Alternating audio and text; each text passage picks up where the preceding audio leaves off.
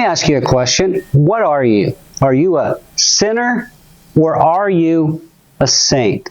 There's only two types of people in this world, sinners or saints. You say, well, I don't know. Saint sounds like such a lofty thing, but I don't know. I know I sin, I know I struggle, but I don't know if I want to be called a sinner. Well, do you want to understand something? Paul, the Apostle Paul, never called a follower of Jesus Christ a sinner, except himself. He was talking about himself before Christ. He never called anybody a sinner. But 65 times in the New Testament, he calls us saints. 9 times in the book of Ephesus, the book of Ephesians, writing to the church in Ephesus, which was in a very, very dark and sinful city. And he said, you're saints. In fact, in 7 of his letters, he designates the people receiving the letter as saints. He calls the church in Rome saints. This blows my mind. He calls the church in Corinth saints. He calls the church in Ephesus. He says, to the saints who are in Ephesus. Philippi, to the saints who are in Philippi, to the saints who are in Colossae. In the mind of God, you are a saint if you have been saved. You're no longer a sinner. That's who you used to be. Now you have a new designation, saint. Now the word saint means holy. It means separate from sin.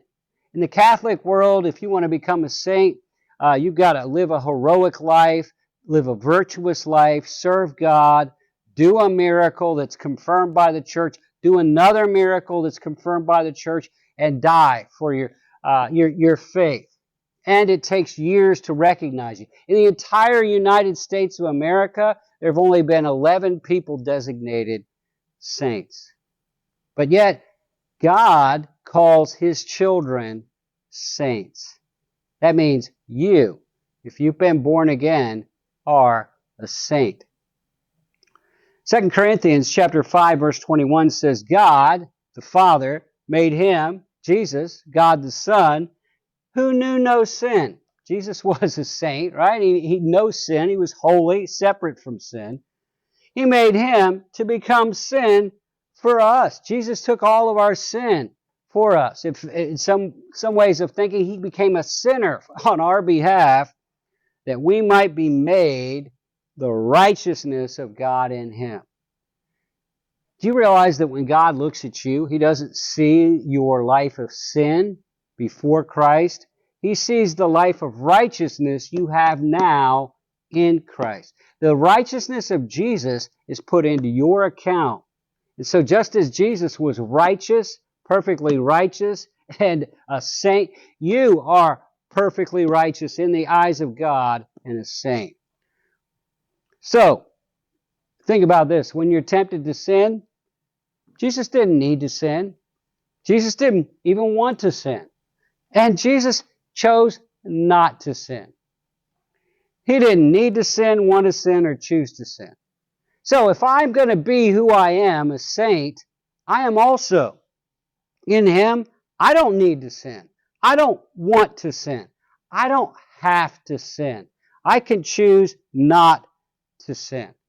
When I'm tempted, I can say no. I have the power to say no to sin, and I have the power to say yes to righteousness. Why? Because that's who I am. I am a saint. I'm no longer a sinner.